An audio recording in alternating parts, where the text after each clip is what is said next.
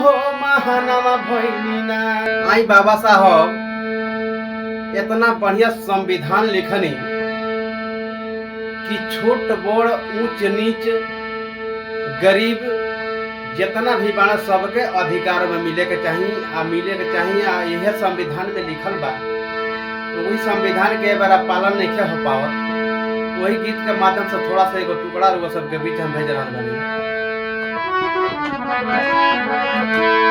अरे सबके से नीको लिखनी बाबा संविधान हो महानामा भइनी ना। सबके से नीको लिखनी बाबा संविधान हो महानामा भइनी ना। मिलन सबके अधिकार हो महानामा भइनी ना। मिलन सबके अधिकार हो महानामा भइनी ना। अरे सबके से नीको लिखनी बाबा संविधान हो महानामा भइनी ना।